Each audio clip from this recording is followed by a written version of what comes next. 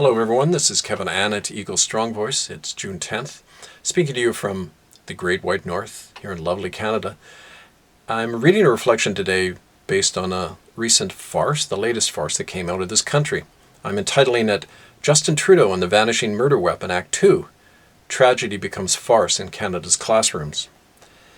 And I start with a quote from Judge Balthazar Garzon, who is the Chief Judicial Advisor to the Commonwealth Court of Justice in Brussels, that found Canada, the Vatican, the Crown of England all guilty for crimes against humanity. And I'm quoting from the final verdict of the court.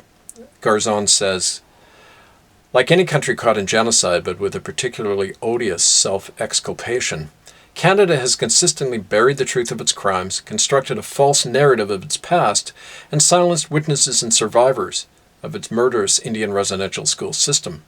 Its churches have been no less duplicitous and bear the same criminal responsibility for the planned killing of tens of thousands of children. For Canada to teach a false version of its domestic war crimes to its next generation of citizens is to ensure that that crime will continue."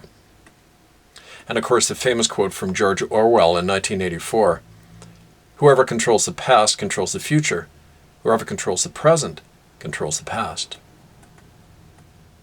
Well, with as much coincidence and subtlety as a serial killer buying a shovel, what passes for the government announced this week that a history of the Indian residential schools will now be included in the curriculum of Canadian high schools.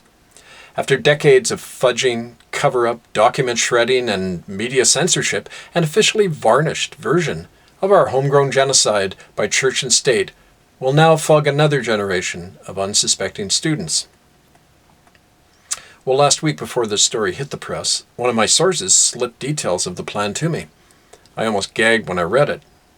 Search as you will, you won't find a single mention of the documented medical experiments, sterilizations, or ritual killings in the residential school curriculum guide now being farmed out to teachers.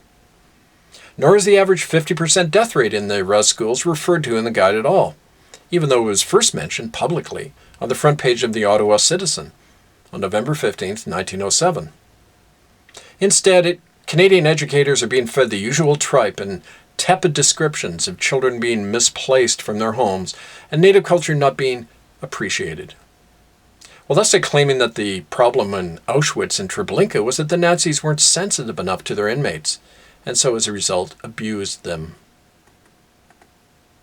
So what else is new, Kev? I can hear you thinking. This is the land of Justin T, after all, that pretend leader who admits to genocide and then evades any responsibility for it. The same criminal hypocrisy was embodied in Canada's expensive and misnamed Truth and Reconciliation Commission, or TRC, established by the guilty churches and governments themselves. The TRC actually prohibited the recording of any statement or evidence related to the death or the killing of a child, or student, or anyone else in the res school.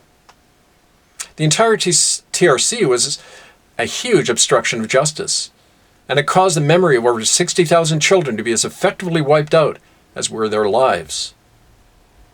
And so it continues again this past week here in the Great White North. Well, of all people, I'm the one who's least surprised by this latest fiasco.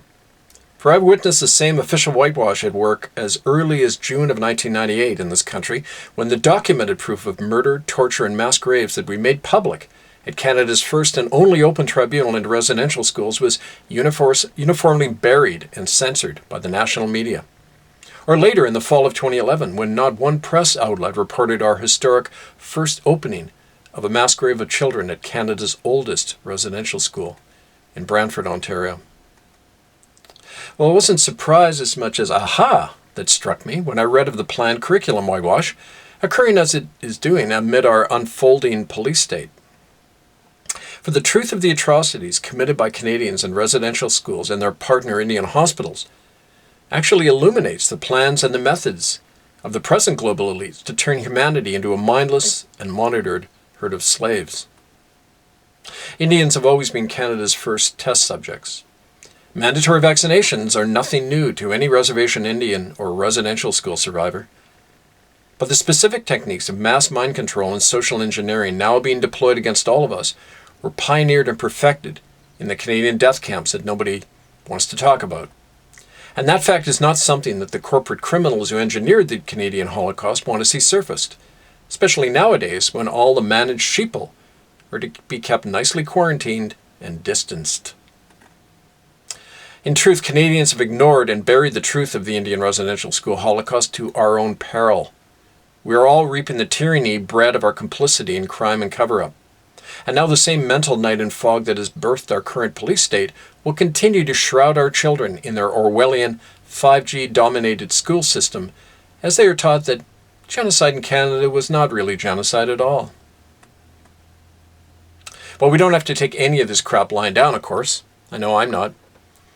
For in 2012 and 2014, I nearly succeeded in having teachers' unions and school boards in Vancouver and Toronto include the evidence of genocide in high school curriculum.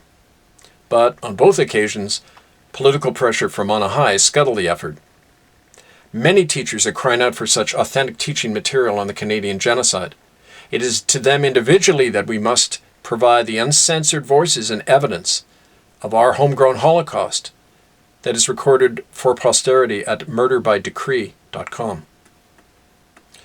During the upcoming fall months, whether schools and campuses are open or not, our movement will be bringing out the truth more widely through public teach-ins, workshops, and broadcasts on the real story of genocide in Canada. Now that free thought and assembly are being eradicated, we need to reopen the minds and the classrooms of our nation through a free university that teaches our true history. How else can we begin to overcome our blood-soaked past and present except by teaching our children the unvarnished truth of the land they occupy at other people's expense? Well, I've learned personally how difficult a thing it is to take on your own culture and its powerful, entrenched lies. To do so costs us everything and leaves us in exile in our own country, even while our example brings hope and life to those who have none. I remember Malcolm X once said that the only white man he ever trusted was the abolitionist John Brown because he took up arms against his own people and died for those who were in bondage. Well, John Brown's self-sacrifice sparked the Civil War that ended slavery in America. We are today kindling a similar fire in Canada because we know from the truth of our homegrown genocide that we can no longer live under a regime with the blood of so many children on its hands. The same public health agency, like Health Canada, that sterilized and murdered countless Indian children are now ordering Canadian parents to have their children vaccinated. Are you going to trust that murderous agency? How much longer will we suffer these butchers and allow them to brainwash and kill our children? Well, in the words of a resistance leader in Nazi Germany, whose name was Laura Wolf, quote, "My first defiance of the Nazis came when I withdrew my daughter Hannah from school after they made her and her classmates recite a pledge of loyalty to Hitler and to read his filthy propaganda. After that, my life changed and there was nothing for me to do but fight the system because I'd drawn a line and claimed my child back from the state. I knew we had no hope as a people and no right to claim a future for ourselves if we cooperated in any way with a vile dictatorship. And the more I resisted that, the more I learned the truth about the society that I thought I knew." Well, the same can be said for all of us now, in Canada or anywhere in the world. Our own dictatorship is upon us. We must reclaim the minds of our children from the lies being foisted on them by those who are concealing the crimes of our past to allow those crimes to continue today. And so we must act. But if not now, when? And if not you, then who? This is Kevin Annett, Eagle Strong Voice, murderbydecree.com. Stand by for more.